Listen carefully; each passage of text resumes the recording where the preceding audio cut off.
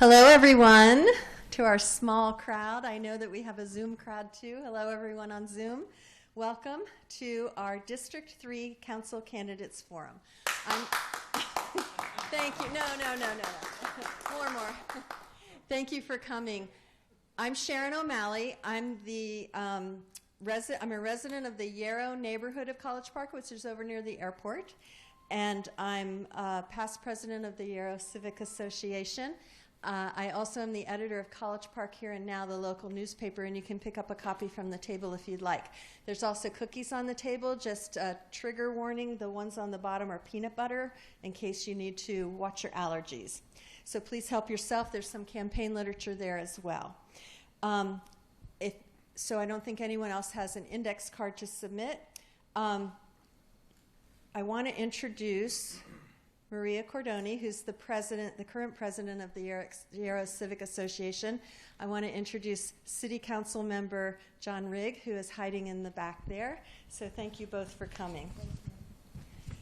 So tonight we'll have the opportunity to meet our two candidates for the two District 3 council seats, Dan Oates and Ray Ranker.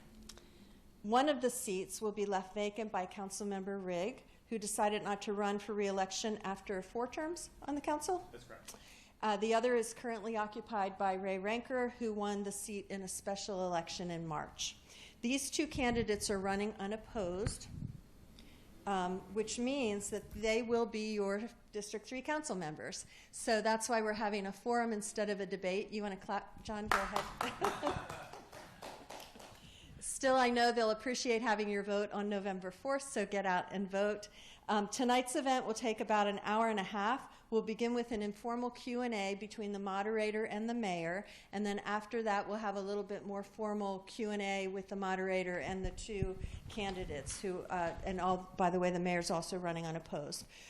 After Sean Anderson, our moderator, and Mayor Kabir finish talking, we'll move to the forum, and then we'll begin with opening statements from each candidate, and then we'll do questions and answers. So again, Election Day is Tuesday, November 4th at City Hall downstairs from where we are right now, and early voting is on Sunday, November 2nd at Davis Hall, which is in North College Park. So now for introductions. Our moderator, who's standing over there, is Sean Anderson, who lives in the Yarrow neighborhood, in the house on the corner of Baylor and Radcliffe, where all the big Christmas lights are every Christmas. Sean is the afternoon drive time anchorman on WTOP radio in Washington, D.C., where he has worked for 30 years. He's no stranger to political debates. He has moderated a gubernatorial debate for News Channel 8 and also a lieutenant governor's debate, as well as moderating the District 3 debate in the city for the past 5 election cycles. So he's been at this for a while. You can listen to him on WTOP Radio, 103.5 FM, Monday through Friday, 2 p.m. On your way home from work. And one more thing in the interest of full transparency, Sean and I are married. Now I'll introduce the candidates. Mayor Fazlul Kabir lives in Hollywood, a neighborhood in North College Park. He has lived in the city since 2003 and was elected mayor after serving 6 terms as a council member from District 1 starting in 2011. Council jobs are part-time, so the mayor works full-time for the federal government. He has a PhD in engineering from the University of Manchester and is taught as an adjunct professor at the University of Maryland. After hours, Mayor Kabir is a runner and an avid bicyclist, and I'll let him tell you the rest himself. Next, we have Dan Oates, who's running to fill the vacant District 3 seat on the College Park City Council. He is 37. He lives in the Calvert Hills neighborhood, which isn't too far from here. This is Mr. Oates' first run for political office, but he's no newcomer to civic activity. An international tech policy leader for the U.S. Department of State, Mr. Oates is the outgoing president of the Calvert Hills Civic Association and is a graduate of the University of Maryland. Our second District 3 candidate is Ray Ranker, who already holds a seat on the council. Mr. Ranker has lived in College Park for 12 years and is raising his family in the city's College Park Estates community. Mr. Ranker, age 42, is a chaplain and the leader of the Lutheran Campus Ministry at the University of Maryland. He graduated from the University of Maryland as well. He's past president of the College Park Estates Civic Association and a member of the city committee that organizes Good Neighbor Day. And he has served as a community advocate and volunteer for many years. And I'll let the candidates tell you the rest. So the first thing we're going to do is ask Dan and Ray to come sit in the audience. And Sean, could you go and sit with the mayor? And Sean and the mayor are going to chat for about 15 minutes, and then we'll switch seats. And we'll go into more formal forum, and Sean will ask questions from the podium. So, Sean, take it away. Thank you very much. All right, that's perfect. Microphone's always important. It is. And I should know that, being in radio. Mayor, thanks so much for doing this. We appreciate it. Let's get right into it. You've had a term plus a few months now as mayor. What would you say is your most substantial achievement to this point? Thank you. First of all, thank you so much and thank the College Park Here and Now for organizing this wonderful event, and also want to thank the community who came tonight and also have joined online. I don't know how many, but I hope many of them have joined. There are quite a few I could list, but one of the things I really feel very strongly is the completion of the Route 1 project in the Phase 1 project, which we had an opportunity to do the ribbon cutting a couple of months ago. And this is a project that we have been advocating for a while, and finally it is done. What would you say has been your biggest challenge in this time? The challenge would be getting the job done in a timely fashion, and I wouldn't really be complaining against anything or any jurisdictions because when anything is done in the city of College Park, we do not do on our own, and most of the larger projects, especially the capital improvement projects, CIP projects, those are tied up with other jurisdictions like county, state, and oftentimes, for example, any projects we do where the county is involved, there is a process of getting the permits. Right here in District 3, for example, the Culvert Hills Stormwater Management Project, it took a while just to get started, even though the funding was allocated and the city also helped. But it is the permitting process at the county level that delayed significantly. Because the way the city government operates the rules, you only have a vote in case there's a tie among the city council. If you did have a vote, what issues that have come up in this time that you might have voted against, or conversely, the council voted down and you might have voted for? I love it, and I miss it actually. That drama. This is one of the things that I really miss. That I don't get the opportunity to vote on most of the items, and I can't remember actually I had to do any tie-breaking votes. But hypothetically, one of the votes that came very recently, that is actually I believe last city council meeting, that was raising our salaries, and I know where it came from. We appointed a committee, and they did a fantastic job in looking into doing the research. But I wasn't quite expecting that we'd be raising our salary again, because we raised our salary just 2 years ago, And last time, actually, I had the opportunity to vote back in, I believe, 2014. I was in the minority. I voted against it. One of the reasons I voted against it is because I think this is a job that, even though all of my council members, council colleagues, they spend a lot of time in doing this job, and they deserve a raise. But I also think that this is a job that really need the love for the community, and this is not just like another 9-to-5 job. So anyway, I would have probably voted against it. Let's talk about crime. You recently sent a letter to Prince George's County Executive Braveboy. You asked for a greater presence in College Park of county police who are contracted.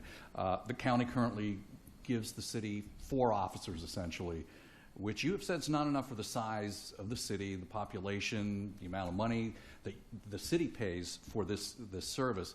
In your opinion, is the city of College Park a safe place to live and do business, or what concern do you have there? So I still do think, and thanks for asking, and thanks for giving me the opportunity to clarify the crime situation. Still, I think we are one of the safest places in Prince George's County, and we do have crime incidents, just like any other communities have, but we are relatively safe, and our crime numbers, statistics, if you look at, they're not rising. They are not going down either, but they are at a steady level. Having said that, I think there are opportunities to improve the law enforcement situation. We do have supplemental police program, which is a contract police program, and we employ about 16 FTE full-time officers. However, as you said, the taxes that our residents have been paying, that only brings, I would say not 4, but more than that, because 4 officers work in 12-hour shifts, so possibly 6 or 7 officers. But based on the county's data, our residents pay about close to $4 million, which is a lot of money. And the services we are getting is not enough. So that's the reason I asked, and I've been actually asking this not the first time. I asked the previous county executive the same thing more than a year ago after I became mayor. I met her at her office and told her that our residents are paying a lot of taxes to the county, but they're not getting enough services. So this is a continuation of what the conversation I had with the previous county exec. On that note, do you think it's time for the city of College Park to create its own independent police force? I have done a kind of high-level numbers, and it depends. If you want to replace the contract police program, you will still have a small gap, meaning you probably need to raise residential tax. Even though that gap has shrunk considerably because of the economic growth. We have about 30% tax base, in growth in tax base, which is significant. However, if you have a kind of hybrid model, you can probably have a smaller police department. By hybrid, I mean that keep the contract police program, those 16 FTE officers, but you can have a smaller police department. And that, in my opinion, with the $4 million, you don't need to raise taxes to run a smaller police department. On the subject of taxes, it seems like everything's gotten more expensive, right? Including the cost of running a city. Would you be in favor of raising property taxes again if it meant the city would not have to cut any current programs, or if it meant the city could add new programs?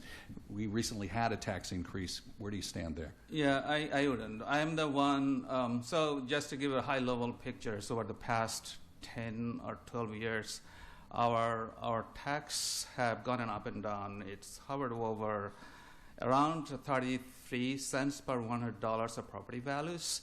At least twice we have brought down the tax rates over the past 12 years. And the last time when we brought down, I was an advocate to bring it down. So I wasn't quite happy when the proposal came last year to raise the taxes. I would rather like to see that the programs that we have, probably we could look into them so that we don't have to raise taxes. So you're right. I don't think I'd be happy again if we raise taxes. There are other ways we can address the demand and needs. A point of contention that we have heard from you, from other city officials, other council members, is the inability of the city to make its own zoning decisions for construction and other projects. Instead, the mayor and the council, you can make recommendations, but the county has the final say here. So over the years, the city has asked the state legislature to transfer what's called land use authority. I know that sounds a little in the weeds for some folks, but it's really important for cities how to operate. Is it worth the city's time and resources to continue to pursue this? How do you see this going forward? Certainly, it does make a difference, because right now, every time new development comes to the city of College Park, our residents oftentimes do not know, or they don't get enough opportunities to chime in on those new developments. So if you have the zoning or even land use authorities, then our residents will have better opportunities, and the city council will have better options in terms of giving opinions. We have a fantastic planning staff, so we are quite capable of running this kind of business and making decisions at the staff level, at the city council level. And look at smaller cities like in Charles County, like a small city of about 4,000 people, La Plata. They have their zoning authority. Even we are a community of 34,000 residents. We don't have the even land use authority. In Montgomery County, city of Gaithersburg and the city of Rockville have their zoning and full zoning and land use authority, but we do not have it. So it is not that we cannot do it. We certainly can do it. It's just like it's not happening. And I think it's a win-win situation for both the county and the city, because if the city has this authority, we can make our own decisions, and then the county doesn't need to deal with those cases, because it will give them more opportunities because they have a huge workload. Mm-hmm. So I believe it's a win-win situation if this happens. Now, Sharon alluded to this in her introduction of you. You work full-time for the federal government. We know what kind of era we live in right now with the budget cuts, the threats of layoffs, furloughs, firings. Is there more the city can do right now for federal workers who have lost their jobs or furloughed without pay during this government shutdown? What would you propose? Yeah, so I do feel for the community members who have been furloughed, including myself, I'm one of them. And to my fantastic colleagues on the city council, I feel for them. And many of the community members, our last paycheck was a little less than normal checks because we're not allowed to work. And we do have a significant number of community members who work for federal government or work as a federal contractors. So about at least 1,200 community members who are federal employees and many more contractors. So they are impacted. Going back to your question, so in the beginning of the budget season, along with my council colleagues, we all agreed to raise our emergency funds to about, I believe, $100,000. So this is the money we use to help our residents who are struggling with paying any kind of bills, mortgage bills or any utility bills. So we have that available. We also have a very robust mental health support through a Care Celeste program that we have contracted with them. We have so many food organizations, food service organizations. They give out groceries and hot meals. In College Park, we know we have at least 3 of them. We support them.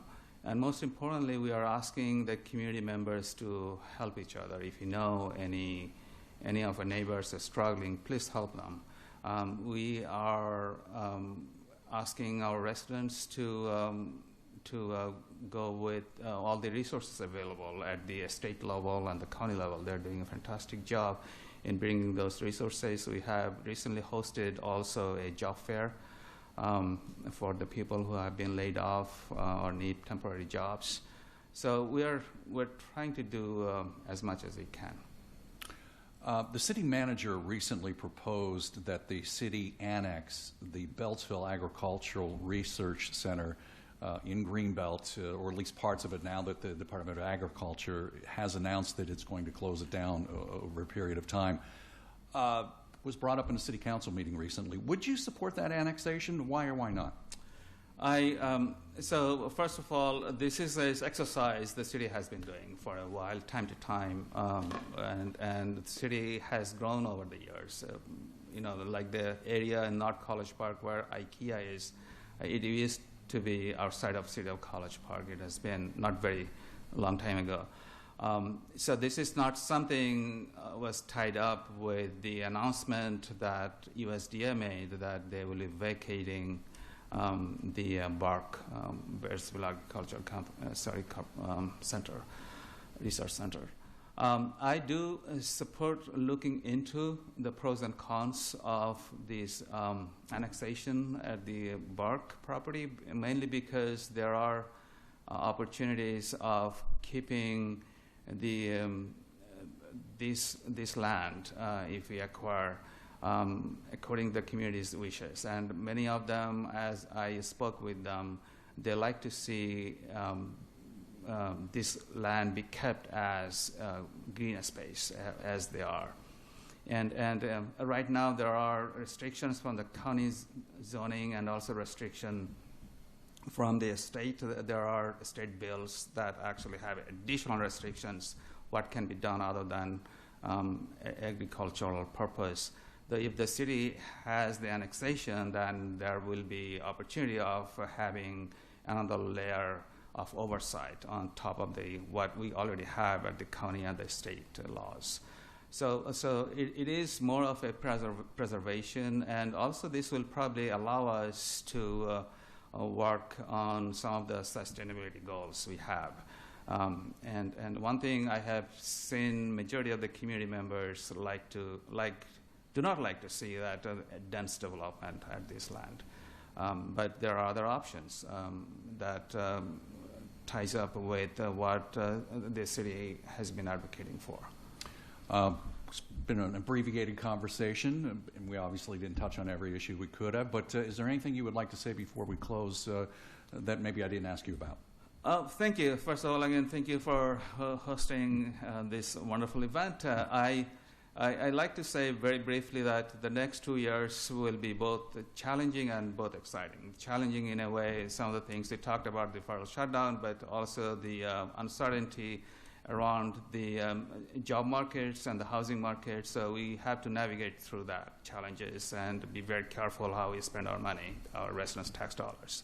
But on the exciting time, that this is the 2 years term, then we'll be seeing the exciting new things coming in the city, like the Purple Line will be built by this time. We'll have a dual field reconstructed that is one of the very largest project, $8 million projects. And then we have like the Culver Hills stormwater flood management mitigation project will be completed. We'll have North College Park Community Center will have their groundbreaking. So there are quite a few exciting time. We have completed Route 1, Phase 1, then we'll start Phase 2 project with the design and planning. So I'm really excited about both opportunities and challenges as well. Mayor Fazlou Kabir, thank you very much. Congratulations on your unopposed election. Thank you. And good luck in the next 2 years. Thank you.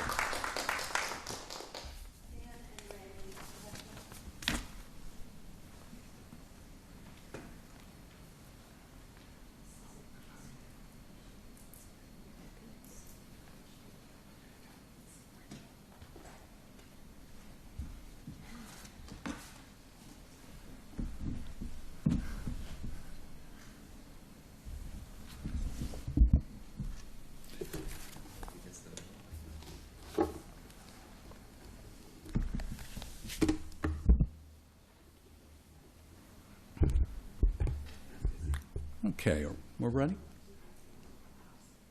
Oh, we have to do the coin toss. Okay. We're going to switch off and who gets to answer the question first. So any preference? I'll take the answer first. We'll take the answer first? All right. Yeah, you'll have opening statements. Yeah, the opening statements would go. You could have the first opening statement. Dan would have the second. It'll go in reverse for the close. Sure. All right. Is the timer? Do you see the timer? Yeah. Okay.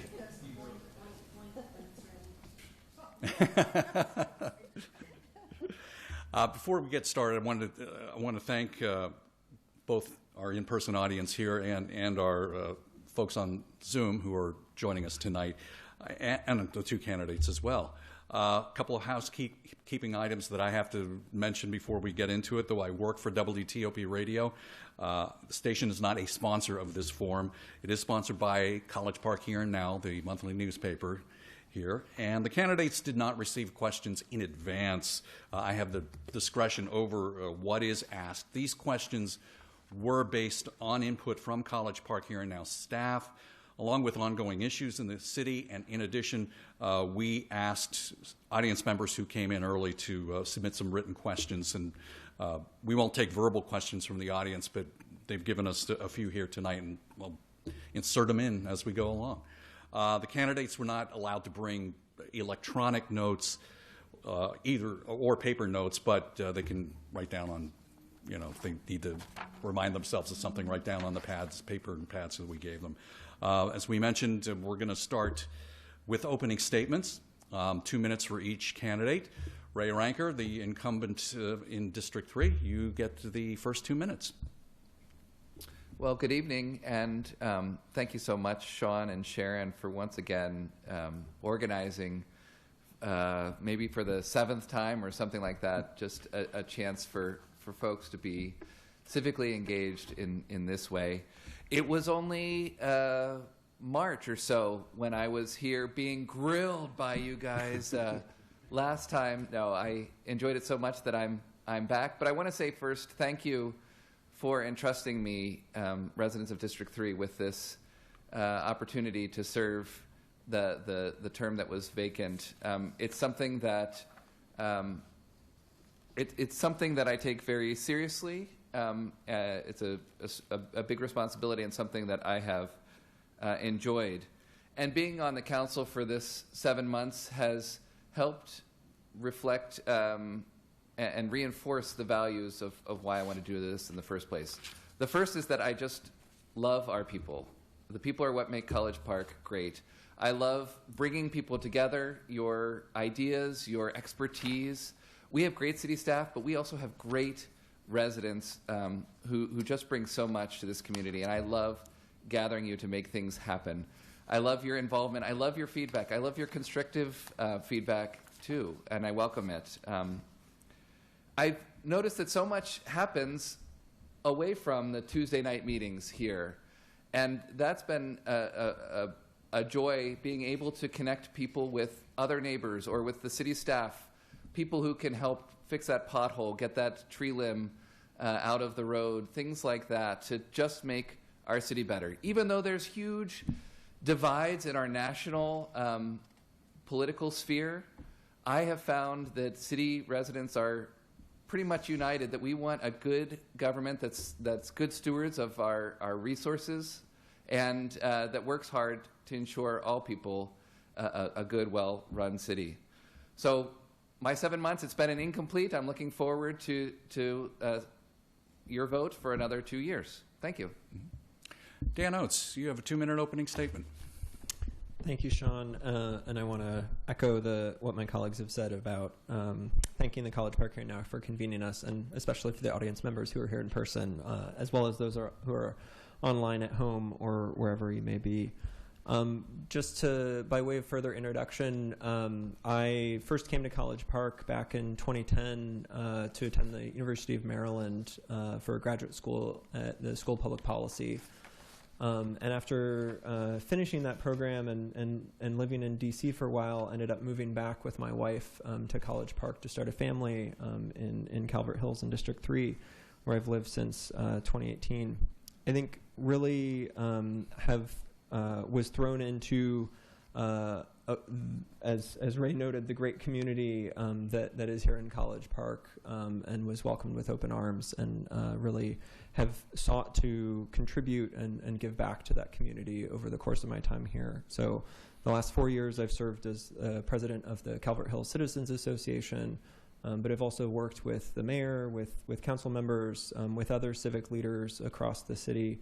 I've noted to folks used to convene an annual meeting of the Civic Association presidents across the city of College Park to share information and learn best practices from each other. So, excited to follow in the footsteps of our outgoing councilman, Mr. Rigg, and other folks who've really done a great job with the city, and my hope is to continue to make College Park a great place to live, and to ensure that the College Park city government continues to be responsive and effective for citizens, which I think is what everyone deserves in local government.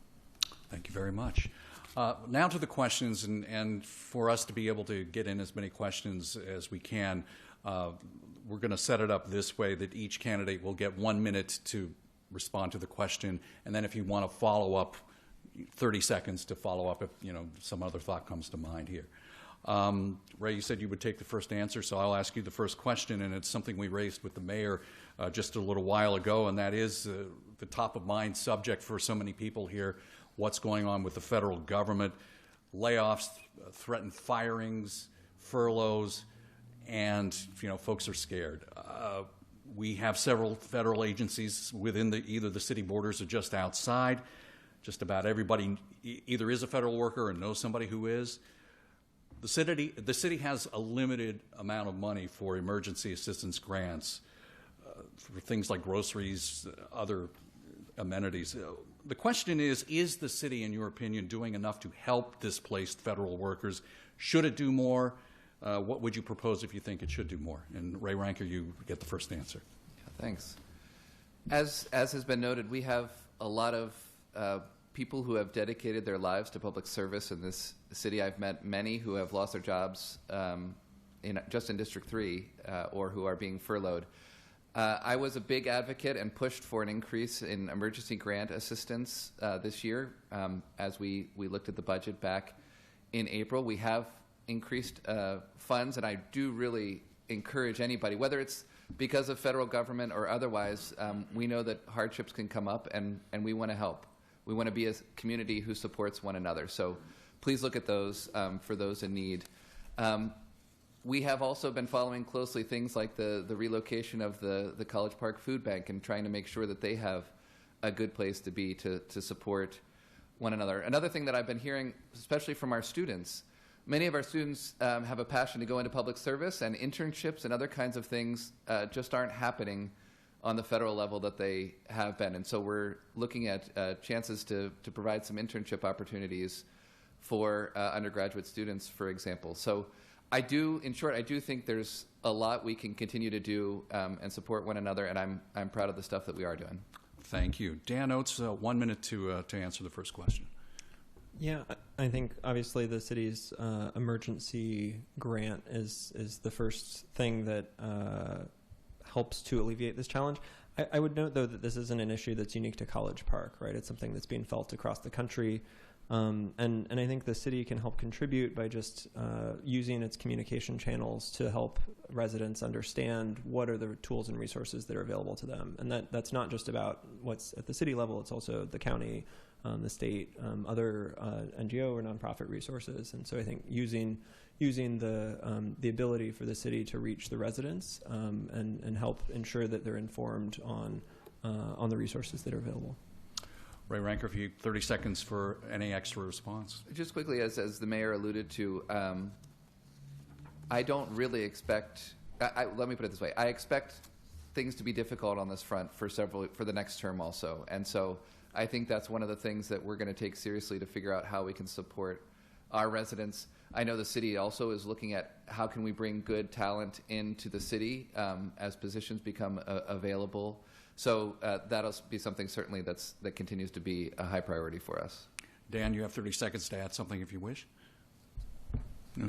Okay. Well, you will get the next question here. And along these lines, the city has so far seemed to have escaped any federal mandate to dismantle diversity, equity, and inclusion programs.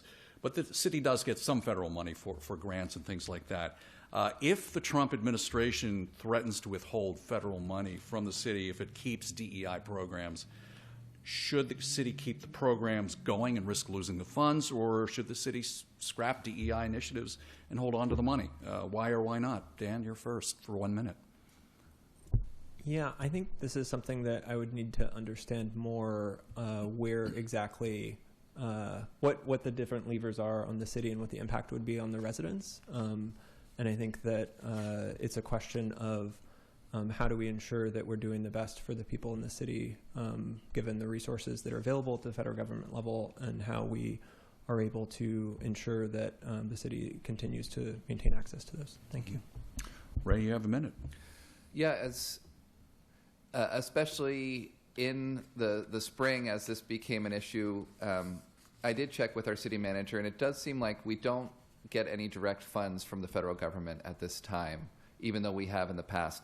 I think what's more likely to affect the city is those cuts that come to the state and the county, that then they would want the city to pick up more of those kind of costs for services or other things.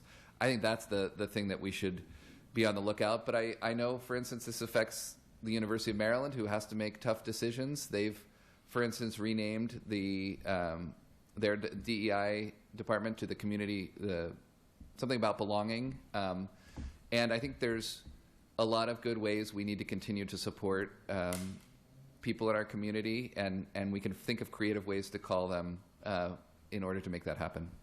Dan, 30 seconds if you have anything to add. Yeah, I think the focus should really, as Ray noted, be on the community and what their needs are. Mm-hmm. Dan, anything else? Okay. On the subject of money, the next budget discussions seem to be a long way off, but let's go there anyway. What would you like to see the city add money for or subtract money from during the next budget cycle? In other words, is there a new project that you would like to see funded, or is there something you think the city no longer needs and should be cut? Ray, you have 1 minute. Yeah, great. We had a surplus this last year, and that was especially thanks to the good stewardship of resources for the city. I came in as that process was ending this last time, but I learned enough that I am ready to really be able to impact this next one. First, let me say that out of a roughly $30 million budget, this is one of the most important things that the city does and the way we can reflect our values. And so I especially want to hear more input from our residents in this. It's one where I think before the final amendments, we had one public comment on a budget of $30 million. So I'd love to have more input from you all. I'm a big advocate of environmental sustainability. I think there's a lot of great ways we can invest in solar now as energy prices continue to increase, for example. Those are investments that will see benefits for years, both in lower costs, but also in the environmental benefits. I'm big into, and that's my time. Dan, you have a minute. Sure. I think I would think of it less in terms of how we're adding money or subtracting money. I think my greatest interest as related to the budget is actually in changing the way the budget is presented to better and more clearly identify what the public tax dollars are buying with expenditures of public funds. So I think right now there's some kind of carryover of, this department does X thing, but we don't describe always how that money is used or what the benefit to residents is. And I think having a little bit more transparency in the way the budget documents are written will actually help in what Ray is suggesting in terms of having more civic participation and in terms of what the actual outcomes are within the budget. So I think as it comes to the budget, my top line is I want it to be clearer how we're spending our money and how that directly impacts residents, rather than just this department gets that amount of dollars. I also think there's a lot of programming that sometimes council knows what it wants. Sometimes it's not as clear, and so I think having some clarity on how we're looking at things to design the programming to have the most impact. Thank you, Dan. Ray, you have 30 seconds to add something. Yeah, we just received a report from the Restorative Justice Commission that asks us to consider some important proposals. We just got a child care task force recommendation about how we can make child care more opportunities for people to get local child care, and then also how to make it more affordable. We'll have an affordable housing task force that'll share a report. So I think these are priorities of mine. These are things that I care about. And so I will definitely be considering with the current council and then the council to come ways that we can support these important initiatives in our community. Dan, you haven't added 30 seconds if you want to add anything.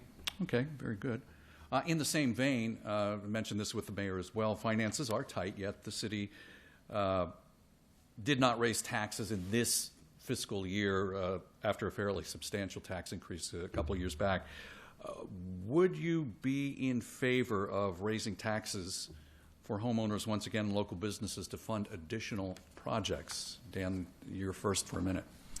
Yeah, so I think back to my prior answer, I think it's a question not about raising taxes. It's about, in general, I'm not in favor of raising taxes unless I know what I'm buying for it, right? And so it's a question of what is the city actually using its money for? What are the things that additional tax revenue would be paying for, or is it just raising taxes to have more money in the coffers, which I wouldn't be supportive of. So I think it gets down to a question of what people are seeking from their government and what they would like the city to do and to offer. And I think that's something that, again, having a clearer budget document will help have more civic participation in helping the community have input on those decisions. Ray, you have 1 minute. Yeah, I think we in College Park get a pretty good bang for our buck. Especially in terms of our services and our programs and the other ways that we can offer support to one another. Our council separated, before I came on board, separated the residential tax rate and the commercial tax rate. And I just don't see a need to raise either at the moment, but I would certainly, if it looked like we needed to raise one, I would not be in favor of raising the residential tax rate. I hear from folks all the time, especially that costs are high, that it's already a lot on their taxes. I do encourage everybody who owns their home and it's their primary residence to get that homestead tax credit, which is available. It's a generous tax credit from the city, but also county. But I don't foresee that being something that I would deem necessary this coming year. Dan, you have 30 seconds if you want to add anything. Ray, would you? And I'll just say I couldn't agree more with Dan on this, and then also how the budget is presented. And I'll just take a moment because I'm not sure if I'll have this at another time, but I'm excited to work with Dan and just think he's going to bring a lot to this district and to this council. And we're going to be a team to work together and to really bring the best for District 3 and the city. As I appreciated my former council, my current council member colleague, I'm looking forward to also working with Dan in this next iteration. Ray, you'll have the first crack at this one. 5 small College Park businesses on the strip, Hartwick Road and Baltimore Avenue, right, sort of next to Bentley's. They just got notices a couple of weeks ago that they got to get out because they're going to tear that down and convert it into student apartment complex. Not the first time this has happened over the years. We know a couple of years ago what happened at Campus Village that they're building right now. What ideas do you have for maintaining and building a thriving business environment and keeping College Park businesses in College Park? Ray, you have a minute. Yeah.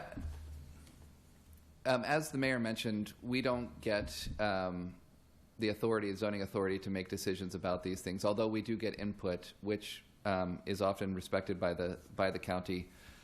In general, I know that there is this push and pull here in College Park about how much economic development is the right amount, how much is too much. The reality is one of the reasons that we have the lowest or close to the lowest tax rate here, residential tax rate in Prince George's County in College Park, is because we have, I think it's maybe 5 or 6 of the largest apartment complexes here in the city contribute more tax dollars than all of the residences combined in the residential property tax. And so while I, like everybody, hates having more traffic, there are benefits to our city that these kind of apartments can bring. Likewise, we did increase, and this was another amendment to the budget that I got to be a part of, we did increase the economic development incentives to give grants to businesses to either start up or to relocate or to spruce up. And so I think there is a role for the public sector to support our private sector, especially in these kind of times when there are examples like Taqueria Habanero that needed to move, and the city supported them with a grant to move in right across the street from City Hall. Dan, you have 1 minute. Yeah, I think obviously, as Ray's noted, first I'll say I'm also looking forward to working closely with Ray and being a team for the people of District 3. So thank you for that, and really looking forward to that. I think on the question of keeping businesses in College Park, obviously there's several city programs, and I think it gets to the broader question or point about kind of development and infrastructure and what I would consider smart growth. I think when I first moved to College Park in 2010, it was right after the global economic recession, and I have distinct memories of a building on Route 1 that I think was like a closed down Taco Bell that had been a vacant property for a very long time that was subsequently turned into an apartment building. And I think, to me, it's a question of if there's investment, people are putting millions of dollars of investment in our local community. I think that's a great thing. I think it's a question of how are you working with the community to make those investments make sense and make sure that there's cohesion in what's happening. And I think that speaks to some extent on the land use and permitting. But, yeah, I think the city's doing things to address the problem that you've identified, and I think there's more that we can do. Ray, you have 30 seconds if you want to add something.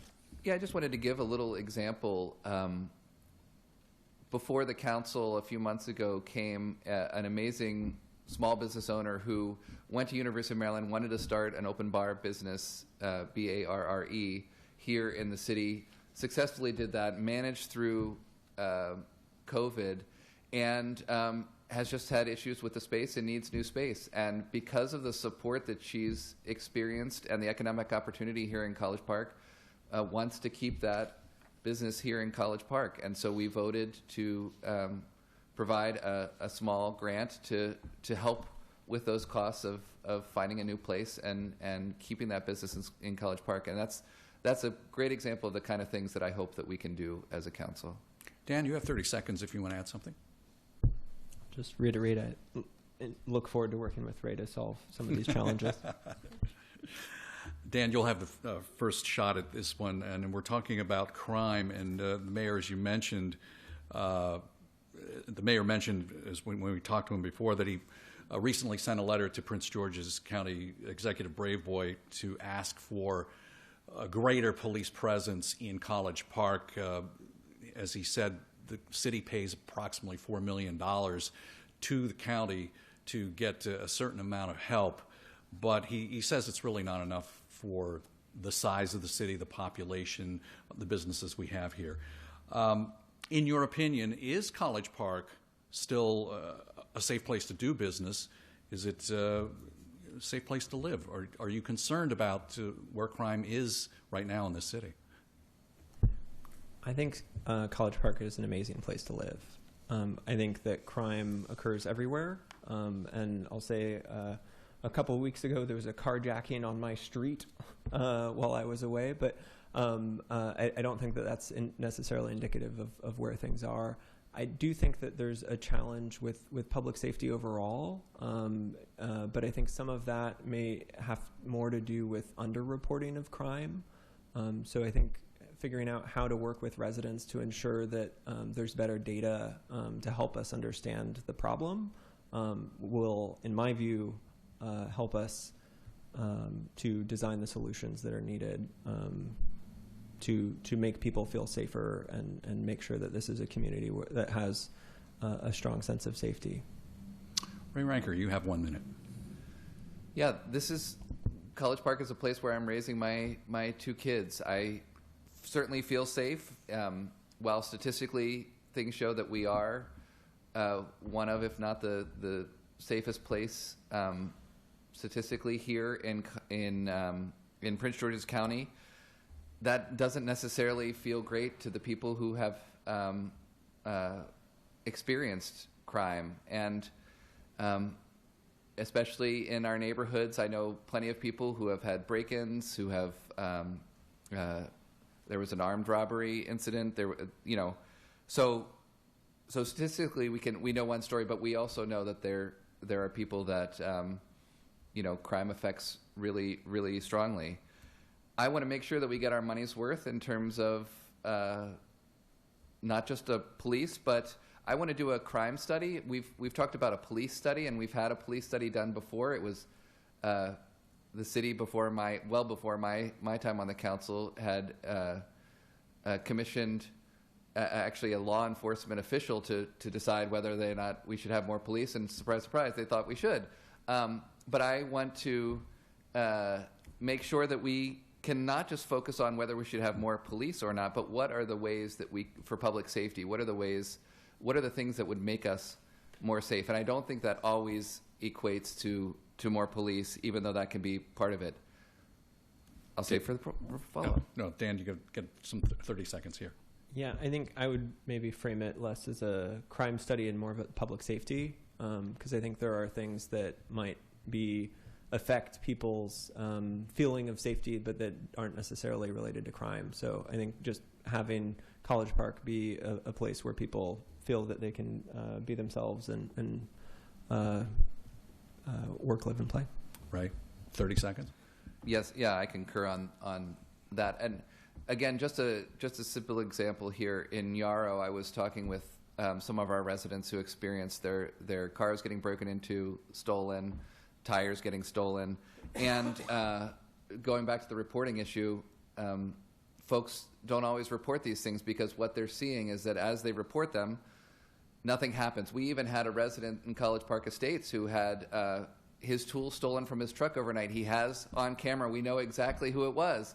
And it seems like stuff doesn't happen to hold people accountable. So I think that's an example of people get frustrated when they feel like there's impunity, that there's no consequences. And I think we need to make sure to address some of that stuff that affects our neighborhoods. We're going to stay on the same vein. Ray, you have the first minute here, and following up, is it time for College Park to create its own independent police force? Why or why not?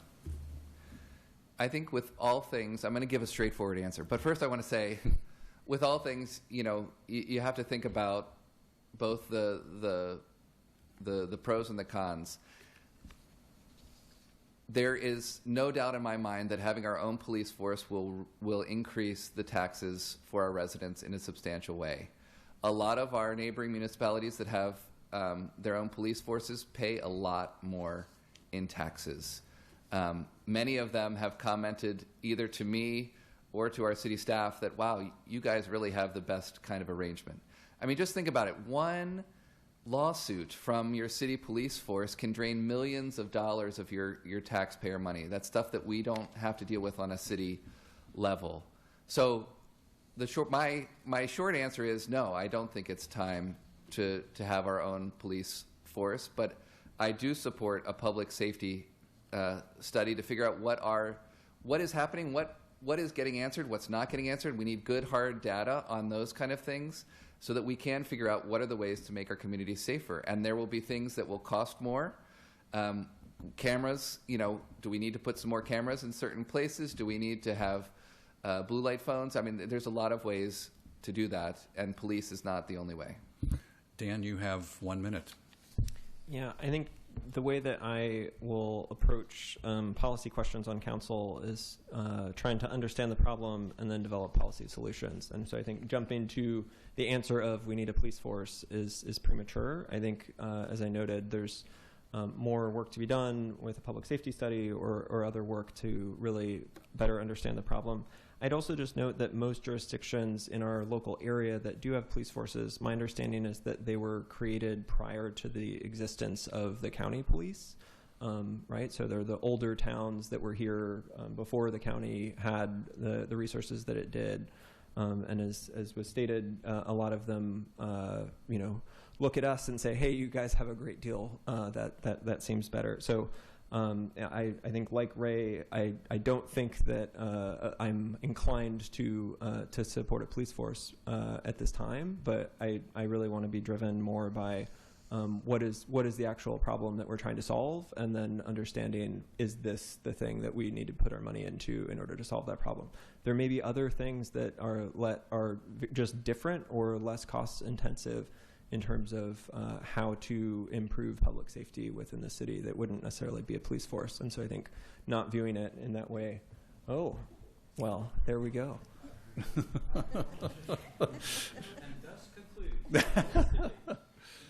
There we go. I hope I was not putting anyone to sleep, but I'll turn it back to our moderator. Thank you, Mr. Mayor. 30 more seconds if you wish to add anything. Well, Ray. I'll add that a new position was created in the last budget, a public safety manager, and I'm looking forward to seeing how that can help. That position can help. I mean, the reality is we have 5 different jurisdictions, I think, that all have police presence in College Park. That's the University of Maryland Police Department, which actually just expanded its footprint, as I understand. We have the state, we have the county, we have the Park Police, and we have Metro Police. And so I think we need to make sure that there's good communication between them, that we know who's doing what, that we can address the issues that we have in our communities. Dan, 30 seconds if you wish. No? Okay. I wanted to get to a couple of questions that have been submitted by our audience here. And Dan, you would be first here. What is your opinion on the recently released recommendations of the Lakeland Restorative Justice Commission? I understand this is not a District 3 issue per se, but this is something that you'll be dealing with as a member of the council. Do you support it? All of it? None of it? Some of it? What's your feeling on the recommendations at this point? Yeah, to be perfectly honest, I haven't had a chance to review them in depth, and so I look forward to reviewing. I know that there were a lot of recommendations that came into council, and I know that council had asked perhaps for some prioritization or okay, well, what can we do with the resources, understanding what different things would cost. So I think something that I'll need to work with my colleagues and delve further into to better understand. But I don't want to opine on a report I haven't read. Okay. Ray, you have a minute. Yeah, I'll just start by being completely transparent that my wife has served on the Restorative Justice Commission for its entirety. I have, so one, I'll say that I have asked the city attorney for an ethics ruling and actually just got that today in terms of what I'm allowed, what would be appropriate for me to either say or vote on. And that opinion says that since we don't have a financial interest in this, we're not residents of that community, wouldn't stand to gain, as long as my interest would not diverge from the interest of the city, that it's perfectly reasonable and appropriate for me to comment, to be involved in discussion and votes. So I wanted to lay that out there first. I've been really thankful for the work that has been done and the report that's been given, and I do think it's important for us to address this injustice that has happened and festered. And so likewise, as Councilmember Rigg shared in the last council meeting, there's a lot there, and it would take, in his words, 8 staff people 8 years to try to even, get all of it. So I think we need to be smart about what we want to do, what's the right steps to do it, what's possible. But I do look forward to having that discussion as a council to be able to kind of make sure we take some next steps. That's really important to me. Dan, if you wish to add anything here, Ray, anything you would like to add for 30 seconds? Okay, very good. Another question from our audience, and it does concern District 3. Our outgoing council member, John Rigg, has advocated in the past for 4-year terms for the city council. Are you in favor of this? Why or why not? Ray Ranker, you have 1 minute. I don't feel strongly, but I would say that I like our current 2-year system. I was part of a group that reviewed that, among other things, a commission that was looked into that issue now 7 or 8 years ago. I don't think my being on council has changed my opinion on that. One thing that I will say, just personally, being able to come in and knowing that I would only be in this position for 7 months if I won the special election was actually something that was really freeing to me, to say I can commit to something for 7 months, even if it's the worst thing or it turns out to not be good for me or my family. Like, we were able to talk about that and to say we can do it because it's not so long. And I think that I think about that with a 2-year term also, that it's a good amount of time to feel out, is this the right place for me to share my gifts and my talents? Is it a good use of my time, and is it good for the city in order to make another decision on when to run? Dan Oates, you have a minute. Yeah, I think I would concur in that. I have a slight preference for the 2-year system. I think, to my point about local government being effective and responsive, I think giving the citizens an ability to course correct after 2 years rather than after 4 means that the city council is more, or should be more, responsive to citizens, as opposed to, okay, you're elected and I, have 4 years of free reign. So I think it's helpful in terms of just ensuring that the body is responsive to resident needs and concerns. Mm-hmm. Ray, if you have 30 seconds if you want to add anything. Yeah, and I'll just share, even though we're 2 people running for 2 seats, so it's not a competitive election, I'm actually pretty sad or disappointed. I'm not sure what the right word is. I mean, okay, easier for us, right? But I think it's more important that we have multiple candidates running. I think it's important that we have multiple voices, that you have choices. And so I don't know if 4 or 2-year terms makes it more likely to have somebody, but in general, I want a more robust democracy. And maybe it's because people feel like maybe they don't have a voice or a chance to make a difference. But I'd be happy to talk with anybody who, whether it's District 3 or otherwise, might be interested in running for a seat in the future. And I really do encourage it as a great way to make a difference in your community. Dan, anything you would like to add? Yeah, I'll maybe add, I think just after I decided to run the College Park Here and Now, put out an article around is city council a burnout job, and noting the difficulty that it poses. And so I think, thinking not just about the terms of council, but kind of what council is and how it works, I think is an important part of this, right? So it's a question of what are you asking of the people who are running for council? Similar to Ray, I've heard from former city council people that, really looking at 2 years versus 4 is an easier thing to decide to do. And so I think if that helps people who are regular citizens in our community decide to run, I think that's helpful. Staying on the subject of elections, recently we have 16 and 17-year-olds now allowed to vote in College Park elections. Dan, how did you feel about that? I feel fine. I don't know. We'll see how. I think that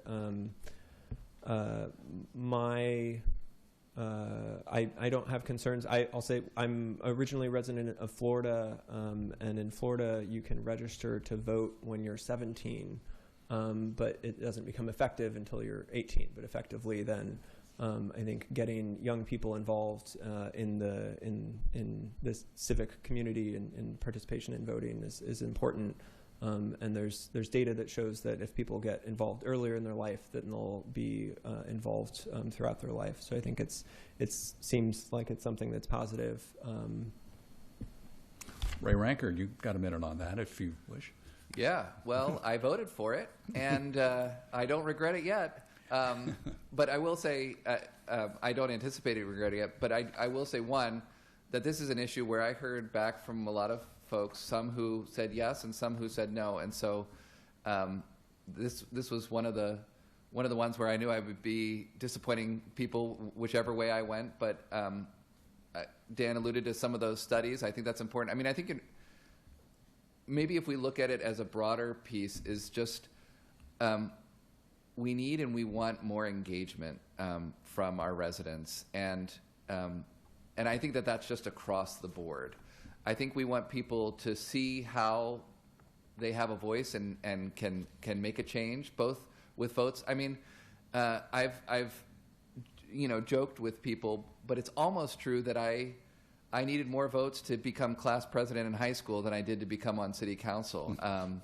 And we want more people engaging, not just in the elections, but I mean that's obviously a really important way that your voice gets heard, but in all aspects, whether it's commissions, committees. I mentioned feedback. I've seen one of my first council meetings that I saw as a resident, 5 people came to complain about a tree that they wanted the city to cut down because they would park underneath and the birds love to sit in the tree and poop on their cars. And because 5 people were here complaining about it, the city voted to cut it down. So, I mean, you do have an important voice, a strong voice that can be used, to advocate for whatever positions. And my goal is to have more people engaged and involved in all aspects of our decision making. Dan, you have 30 seconds if you want to add anything here. Yeah, I would only add, I think that I agree with everything that Ray just said. And I think recalling how great the College Park community is and how just the depth of knowledge and expertise of our residents, I think is really a boon to our community, and one that the city does tap into, and I want to see them continue to tap into. Ray, you have an extra 30 seconds if you want to add anything. Okay, very good. Ray, you're first here. What's your perception of the current relationship between the University of Maryland and the city of College Park? I think that when I came to this city, it was because I was a student from 2000 to 2004. And I think when we moved back in 2012, I was somebody who was working at the university. I loved the university. And it was initially surprising to me, because I wasn't just as in tune with things, about how many in our neighborhoods did not appreciate the university in the same way that I did. And I got to learn about some of the ways that past administrations had kind of looked at the city, or kind of different ways that departments and others had used the city for research, but without the residents feeling like they got much benefit out of that. I am so impressed with Dr. Pines, and I think even his predecessor was moving in the right direction, and there continues to be, from everything that I experience, a genuine care and investment in the city. There's more partnerships than there have been than ever.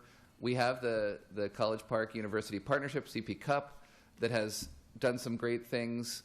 But we also have a university that has created intramural leagues for residents to participate in, that they're offering different benefits for our residents. There's a lot of ways that our residents are seeing some of those benefits, and I look forward to more of those. Dan Oates, you have 1 minute. Yeah, I think similar to Ray, a lot of residents, many work at the university, are students, are postdocs, are professors, and there's other residents of the city who live in College Park but kind of don't experience the university in the same way.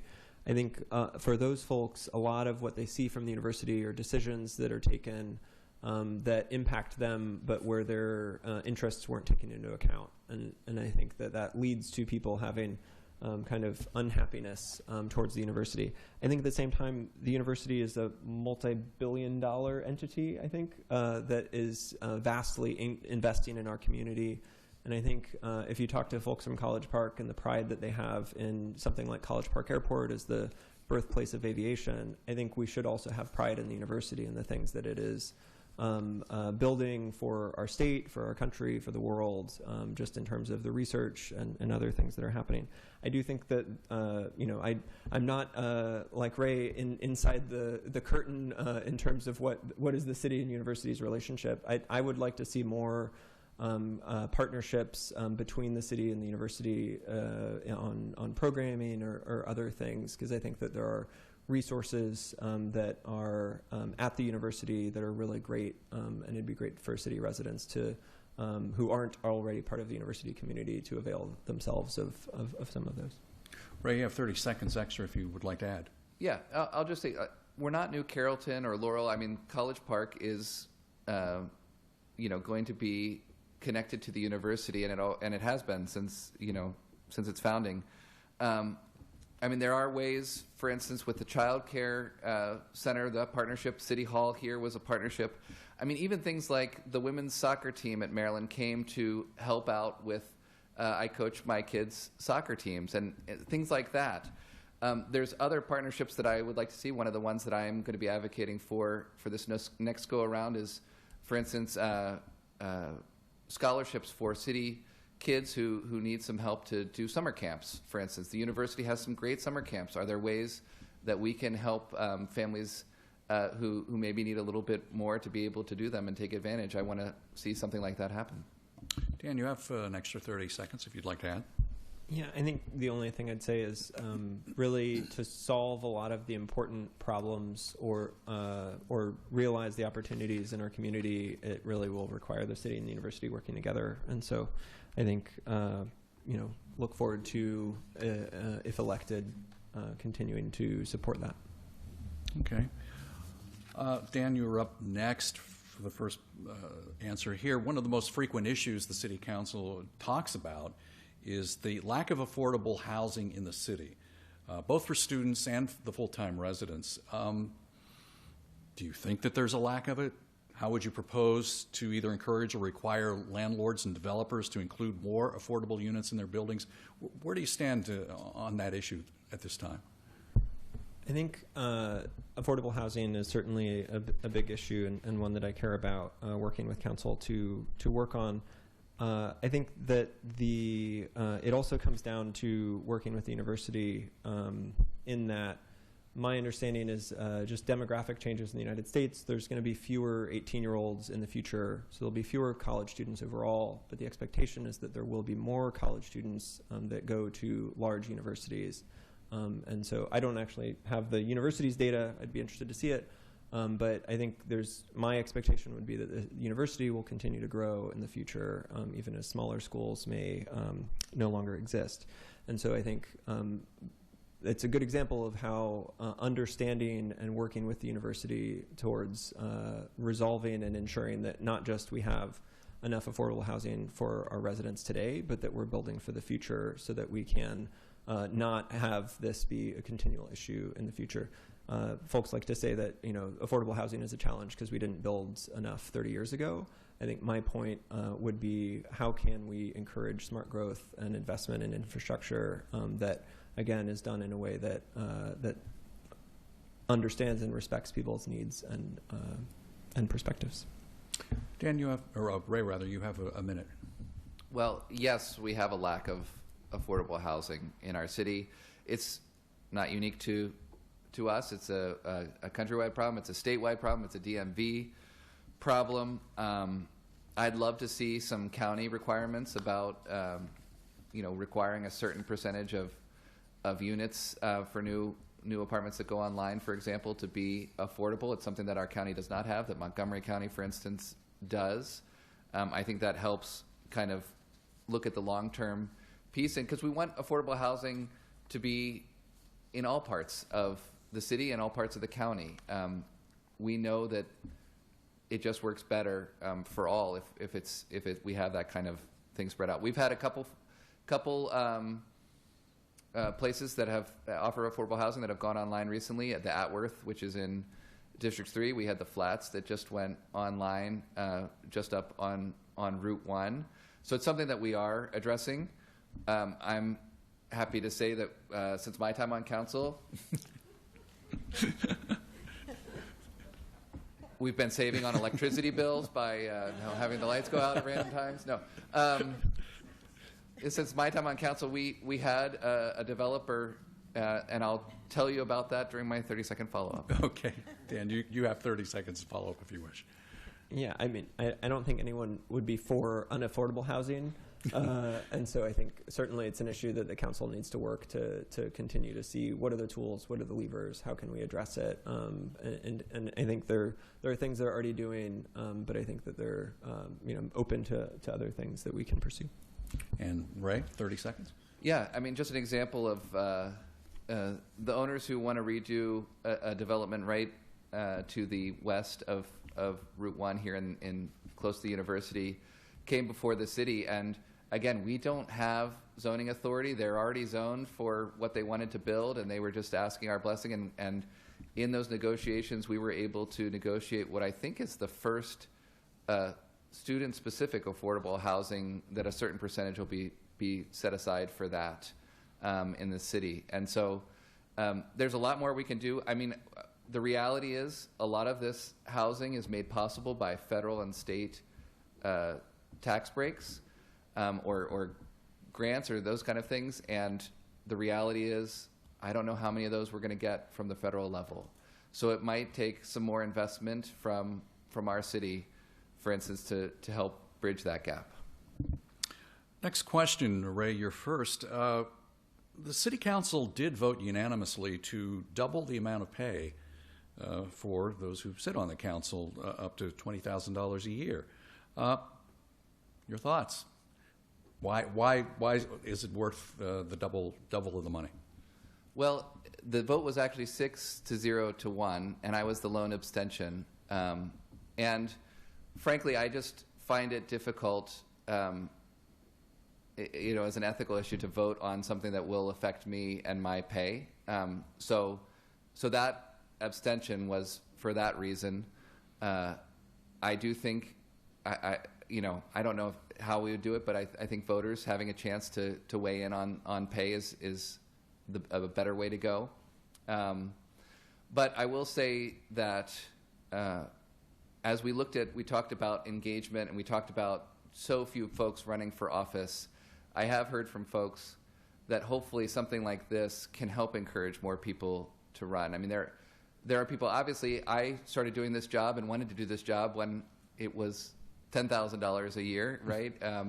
It was a nice stipend for a lot of work, but I care about this work. I think everybody on the council cares about this work, but I don't know, as part of a larger, broader strategy for getting more folks engaged and more people running for office, this could be, I'm hopeful that this will help next go around.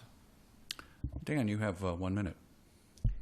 Yeah, I think when I was first talking to folks and kind of trying to decide whether or not I was going to run, one of the things someone said to me was, if you let it, council will be a 120-hour-a-week job, and you will work all of the time. I think different city council people, I hope not to do that, as I do have a family and a job. But I hope to still be working closely. I think to me it's less, as the mayor said earlier, it's less about you're not doing it for the money, but I do think that the compensation does help offset the costs to serve on council. And so particularly, I'm the father of 2 young children. Being able to say, okay, I can get a babysitter to cover on the evenings where I need to go to a city council meeting, I need to go to events. So I think to the extent that the increase in pay is helpful with things like that, it's not just about kind of compensation for services, but it's about making it something that's accessible for people to be able to do. Ray, you have an extra 30 seconds if you wish. Yeah, when I was a student at University of Maryland, I served on the SGA, the Student Government Association, and back then, the Student Government Association from the student activities fees got paid for their work. And I was a big advocate and put forward multiple bills to eliminate that pay. Look, I mean, as a middle class person, $10,000 is not going to make the difference for me. But as my colleague, Councilmember Hernandez, has in our conversations, and he's reminded me that accessibility is a question for a lot of folks, and it might make the difference about whether somebody who has the gifts and the skills and the ability to do it, but can't because of the they have to take a second job, they have to provide for their family. It could make the difference, and so I think that's an important aspect to keep in mind. And also remembering that we have a lot of people who are giving their time for free on committees and commissions too. And so I understand why there's,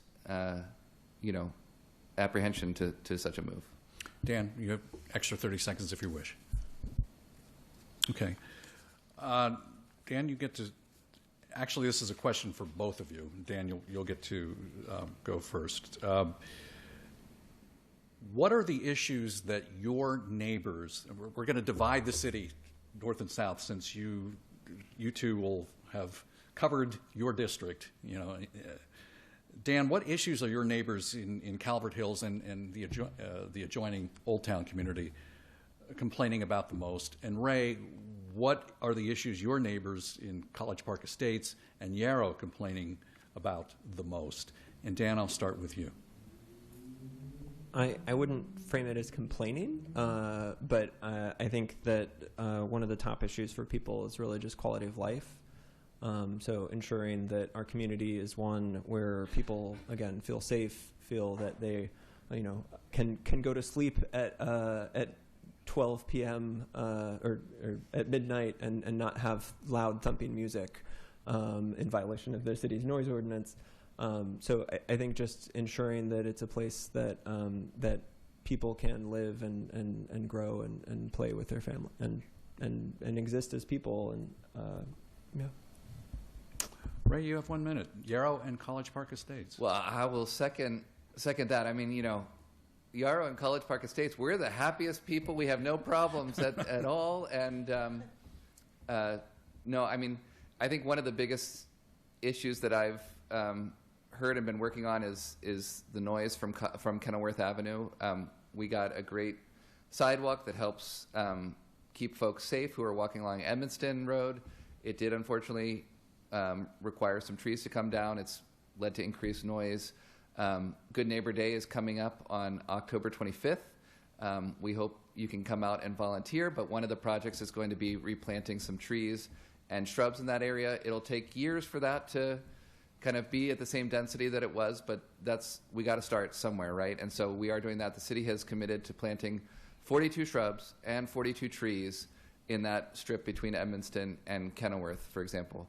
I mentioned earlier about some of the thefts that have occurred in the neighborhood, so we are certainly looking at that. And I just want to reiterate that folks in College Park and Estates and Yarrow, they care about the quality of life. They care about the whole city. So even though if something doesn't necessarily just affect us, we care about affordable housing. We care about the environment. We care about supporting the most vulnerable in our city, and that's something that's a value of mine too. Dan, 30 seconds if you want to add anything. I think the only thing I'd add for folks in the room or folks online is we also, to Ray's earlier point and one I would echo, we also want to hear from you. So if there's things that are important to you, putting it on Reddit, some people may read it, but the city council and the city are here to help. I think it's really fascinating that our city in some ways is still a 20th century city, and that you can call almost any city department and reach a human who is willing to help you within 60 seconds. And I think people don't quite avail themselves of that quite often enough. But if you have concerns, please reach out to us. Okay. We've about reached the end of our time. Don't I get a follow-up? Oh, yeah, I'm sorry. No, I mean, I was just going to briefly share that I think this is where I think even just how you asked that question too, I mean, this is where a great partnership between council members can really go a long way, and that's what I've experienced with Councilmember Rigg. For instance, in our brief time, he's going to know Calvert Hills better than I am because he lives there, and he's lived, breathed, and eaten Calvert Hills for so long. And Dan will also, It's an echo. Dan will also know Calvert Hills well. It doesn't mean that Councilmember Rigg or Dan doesn't care about College Park Estates in Yarrow. They do, but we value each other and what we each bring, and that's what I hope that we'll be able to bring, is that two people who care about it and that we can use each other to make sure we're on top of it and addressing the issues that matter most to you. So I'll echo that.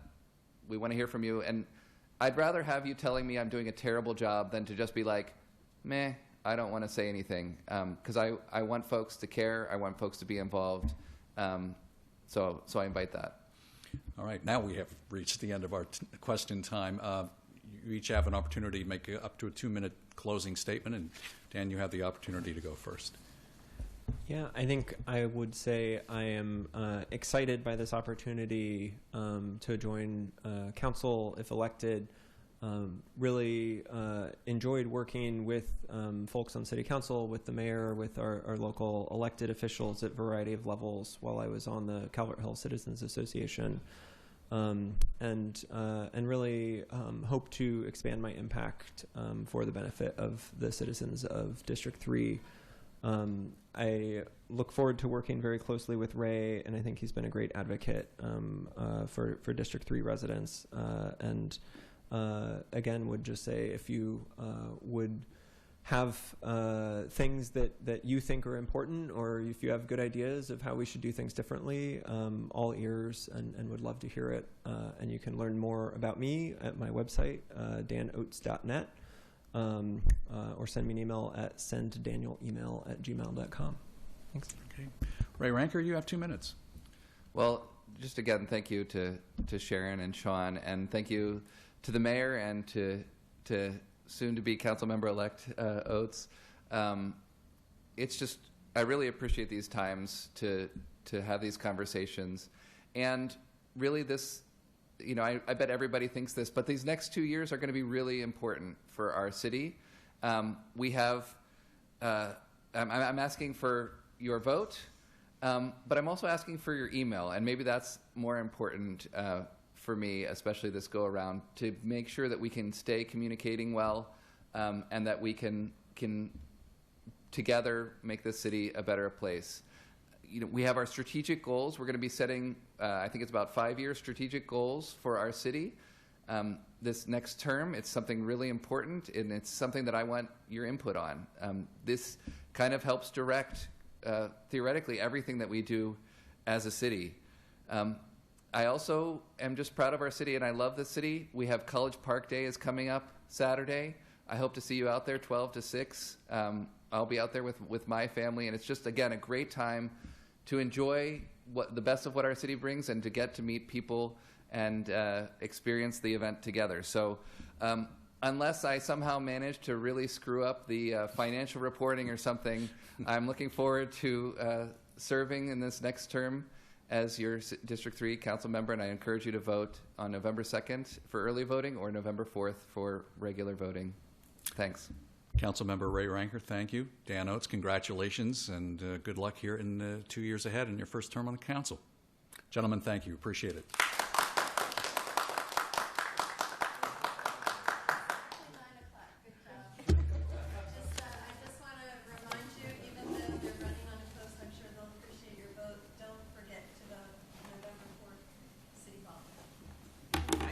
Thank you. Thank you. Thank you, Sean.